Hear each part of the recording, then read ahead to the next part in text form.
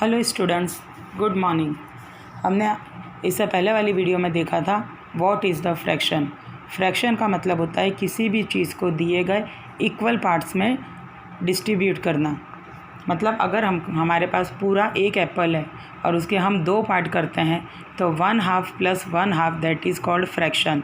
हमने एक एप्पल के दो इक्वल पार्ट्स कर दिए। आज वही चीज़ मैं आपको टेक्स्ट बुक में बता रही हूँ और फिर मैं आपको प्रैक्टिकल करके दिखाऊंगी।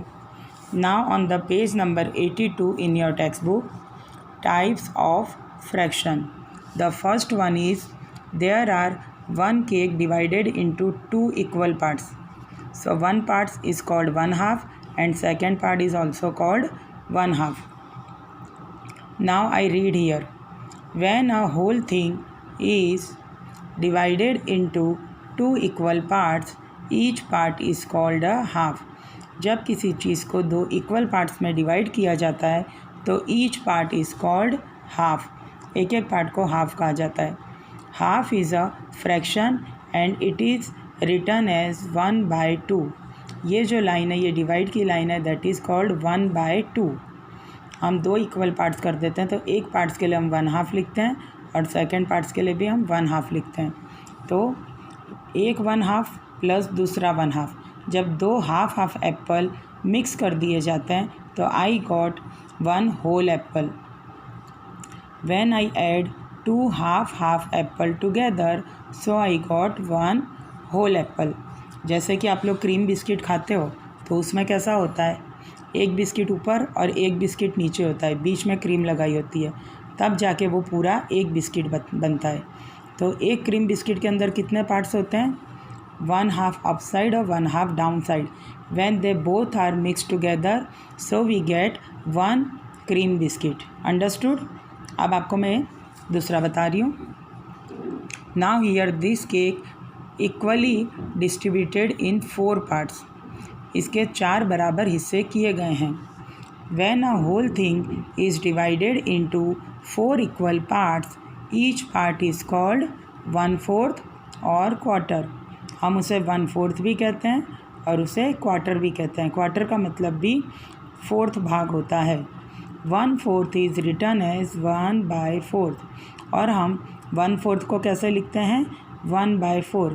इस तरह हम लोग 1/4 लिखते हैं। अब एक 1/4, दूसरा 1/4, थर्ड 1/4 और फोर्थ 1/4, जब ये चारों पीस को मैं इकट्ठा कर दूँगी तब मुझे एक पूरा होल मिलेगा। मेरे 4 केक के पीस जब आपस में ऐड होंगे then after I got a 1 full cake, तब जाके मुझे पूरा एक केक मिलेगा।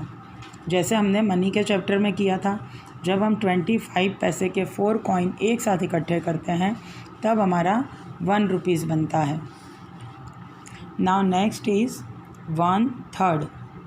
Now here 3 equal parts of cake, so this 1 part is called 1/3, next part is also called 1/3 and last part is also called 1/3.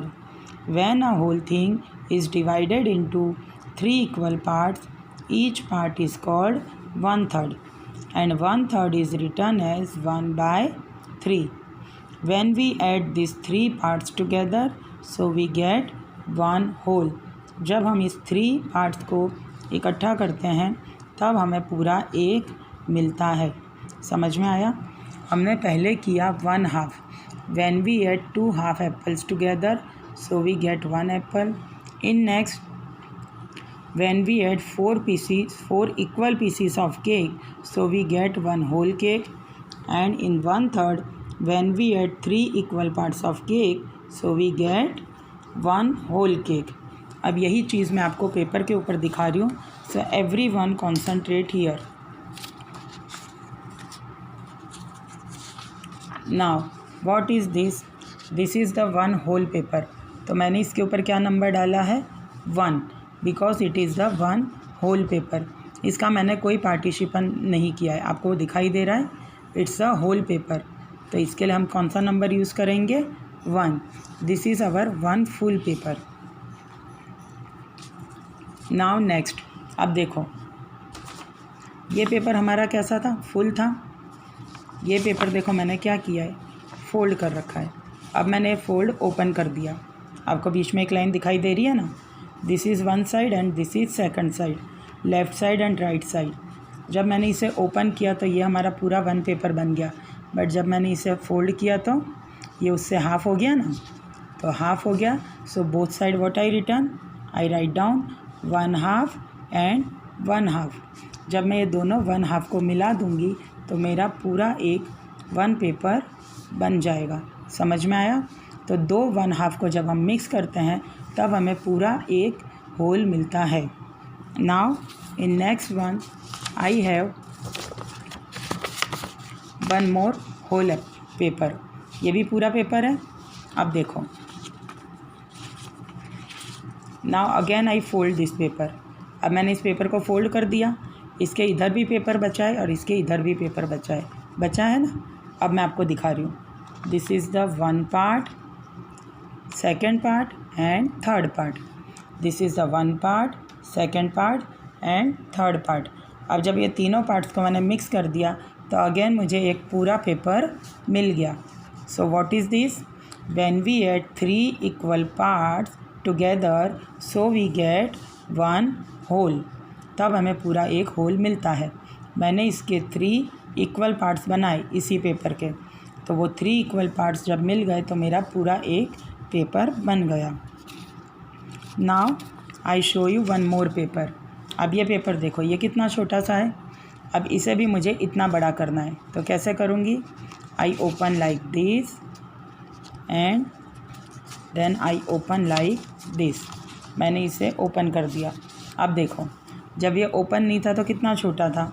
अब जब मैंने इसे ओपन कर दिया तो ये भी पूरा एक पेपर बन गया। बट मैंने इसके कितने पार्ट्स बनाए? One part is here, then second part is here, third part is here and fourth part is here. That means when I add this 1/4 plus 1/4 plus 1/4 plus 1/4, so I get one whole paper. जब मैंने 4 different parts इकट्ठे किए तब मुझे पूरा एक paper मिला। So I think all of you understand when we add 4 equal parts together then we get one whole part. When we add 3 equal parts together, so we get one whole paper. When we add 2 equal parts together, so we get one whole paper.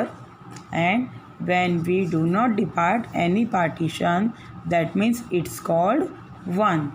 This is whole one paper, so it is write down like this, only one. There are no partition downside. इसमें हम नीचे कोई number नहीं लिखेंगे। Whole part जो बिना shade का हमको पार्ट दिया होगा उसके लिए हम 1 नंबर यूज़ करेंगे। Now what are you doing today?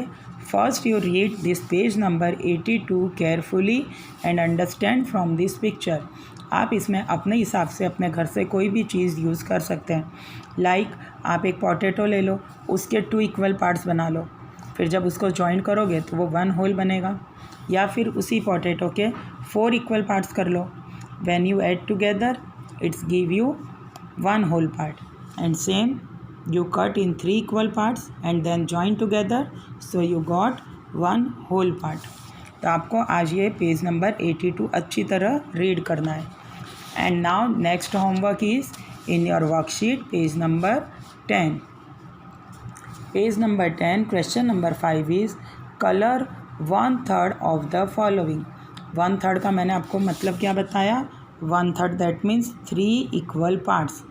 हम किसी भी पिक्चर के पहले 3 इक्वल पार्ट्स करेंगे और 1/3 यानी उसका तीसरा भाग, उसके 3 भाग में से एक भाग हमको कलर करना है। तो यहाँ पे देखो ये सर्कल दिया हुआ है, देयर आर टोटल 3 पार्ट्स, हमें उसका 1/3 कलर करना है। 1/3 का मतलब होता है 3 पार्ट्स में से 1 पार्ट हमें कलर करना है। तो 3 इक्वल पार्ट थे, उसका मैंने 1 पार्ट कलर कर दिया।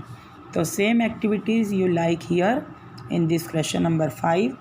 Next is question number 6 is divide the shape into 3 equal parts. 3 equal parts कहो और 1/3 कहो, दोनों का मतलब एक ही हुआ। तो मैंने ये एक पिक्चर को किया है, यहाँ मैंने ट्राइंगल को नहीं किया है, वो आप खुद करेंगे। ये मैंने करके दिया है। वन मोर थिंग, आप ट्राइंगल को कभी भी इस तरह डिवाइड नहीं कर सकते हैं। वाई?